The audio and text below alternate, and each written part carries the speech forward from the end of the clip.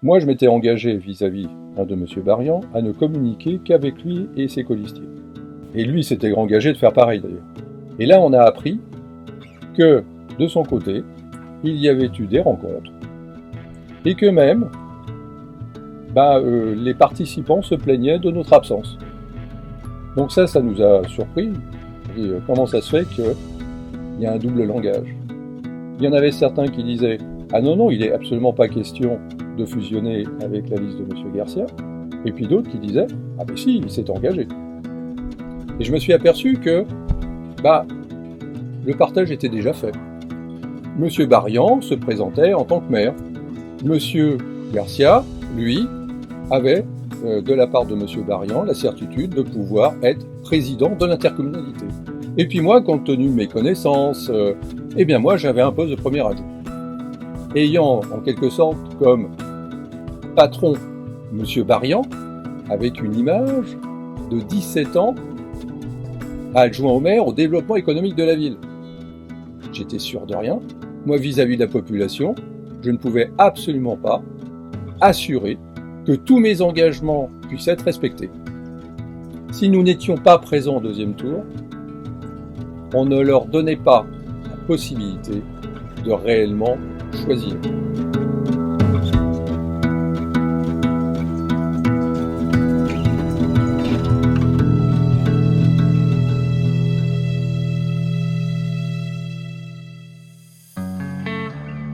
Nous avons découvert une lettre de fusion co-signée par M. Barian et vous-même. Quel était l'objectif de cette lettre ? Alors, c'était l'aboutissement d'une première étape. En fait. Cette première étape permettait aussi de consolider la première démarche de fusion.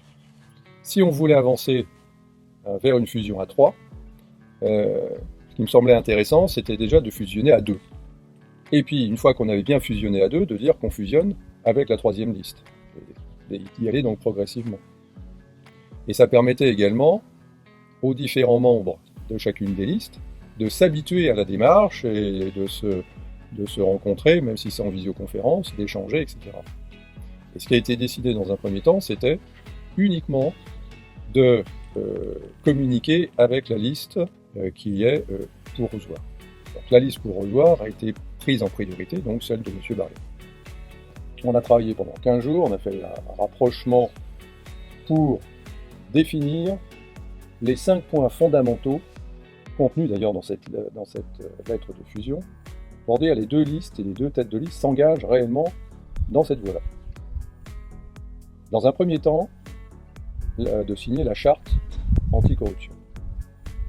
Ensuite, en 2, de pouvoir dire que sur le plan écologique, le pacte de transition écologique était là aussi intégré dans la démarche de fusion. Un 3e point portait sur le fait que nous devions fonctionner avec une base de démocratie participative. Un 4e point portait sur l'indépendance totale de la tête de liste vis-à-vis d'un parti politique. Et le dernier point, un engagement réel, formel, sur l'arrêt des constructions, donc le bétonnage en excès, mais surtout de s'engager à arrêter la construction d'immeubles dans la zone industrielle, parce qu'on est totalement contre de construire une cité dans la zone industrielle. Un des 5 points a été retiré par M. Barian. C'était l'indépendance totale par rapport à un parti politique. Ça posait problème. On a accepté de signer la lettre malgré ce point en moins. Parce qu'en parallèle, il s'est engagé à dire que c'était une démarche qui était un peu plus longue et difficile, et que, en parallèle, il allait faire le nécessaire d'ici le vote, en tout cas le 2e tour. Moi, je m'étais engagé vis-à-vis de M. Barian à ne communiquer qu'avec lui et ses colistiers. Il n'y en avoir absolument aucune autre communication parallèle. Et lui s'était engagé de faire pareil d'ailleurs. Et là, on a appris que, de son côté, il y avait eu des rencontres, des visioconférences, et que même les participants se plaignaient de notre absence. Donc ça nous a surpris. Et comment ça se fait qu'il y a un double langage? Le double langage, on l'avait aussi sur le fait que lui-même s'était engagé vis-à-vis de ses propres colistiers d'avoir une réserve vis-à-vis du rapprochement avec la liste de M. Garcia, tous aux joueurs. Ça veut dire que ses propres colistiers, à l'intérieur de sa liste, avaient deux informations différentes. Et certains d'entre eux m'appelaient pour avoir en fait ma version, un avis, puisque quand ils parlaient entre colistiers, il y en avait certains qui disaient « Ah non, il n'est absolument pas question de fusionner avec la liste de M. Garcia », et puis d'autres qui disaient « Ah ben si, il s'est engagé ». Cette contradiction était révélatrice d'un mode de fonctionnement qui fait qu'on ne peut pas s'engager d'une manière sereine et sûre sur un travail futur. Vous êtes désigné par vos opposants comme responsable de cette non-fusion à 3. Pouvez-vous nous en dire un peu plus ? Déjà, ce que l'on peut dire, c'est que la fusion à 3, pendant 2 mois, a été abordée. Les 2 mois qui ont suivi le premier tour des élections municipales du 15 mars n'a été concentré que sur ça.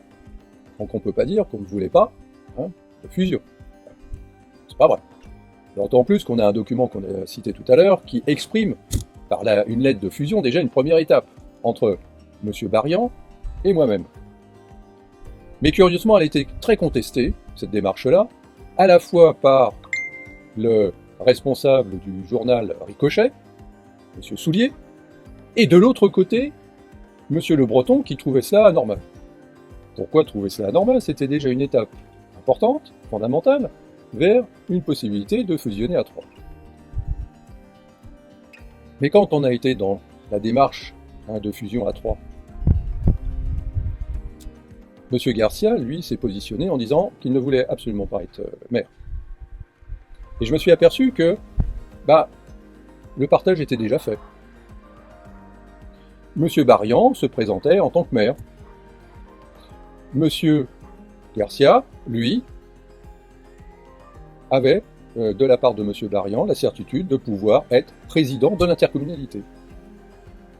Et puis moi, compte tenu de mes connaissances, à la fois d'organisation, des différents sujets sur la commune, de la maîtrise depuis 12 ans, de tout ce qui avait été fait sur la lutte contre la corruption, etc., eh bien moi, j'avais un poste de premier adjoint. Et puis c'est tout. Donc voilà. Donc moi, j'étais dans une démarche pour faire comprendre à M. Barian quelle pouvait être l'attente des Oswariens face à une situation comme celle-ci. On a 2 listes, si on a une fusion à 3 pour le deuxième tour, avec d'un côté M. Onetto et M. Barian, avec une image de 17 ans, adjoint au maire au développement économique de la ville. Ça ne veut pas dire qu'on se donne tous les moyens pour réussir. Après, on me reproche de rester bloqué sur le fait qu'il faille absolument que ce soit moi qui me présente en tant que maire. Mais en fait, si M. Barian tenait autant à faire partir M. Onetto, il aurait accepté. Puisque ça donnait tous les moyens et la bonne image pour pouvoir gagner. Le fait que moi je sois en tête de liste, ça permettait à tout le monde, vis-à-vis de la commune, qu'on avait réellement quelque chose de différent. Et moi je me portais garant vis-à-vis de la population, de respecter la charte, notamment de lutte contre la corruption, de revoir l'organisation interne de la mairie, etc. Parce que, si c'est l'inverse, c'est-à-dire que moi, ayant en quelque sorte comme patron M. Barian, j'étais sûr de rien, moi vis-à-vis de la population, je ne pouvais absolument pas assurer que tous mes engagements, et même tous ceux qui avaient été signés dans la lettre de fusion, puissent être respectés. Est-ce que le fait de ne pas avoir accepté cette fusion fait de vous un allié pour M. Onetto ? Dans les conditions dans lesquelles ça se passe, s'il y avait eu, on va dire, une liste vraiment prédominante dans l'opposition, et puis donc une très, très à la traîne, on aurait pu imaginer ça que notre liste vienne pomper en quelque sorte les voix de la liste de l'autre liste d'opposition. Mais telle que la configuration se présente là, c'est pas vraiment le cas, puisque en fait, on a M. Netto, M. Barian, et puis ensuite notre liste. Les deux premiers, on sent l'association qui existe, alors que nous, on est vraiment totalement et complètement différents.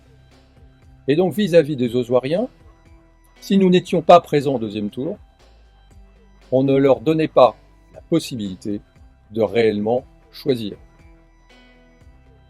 Il est évident que la politique, à la fois de M. Netto et celle de M. Barian, c'est la continuité parfaite. Et nous, ce que nous voulons, ce n'est pas cette continuité-là.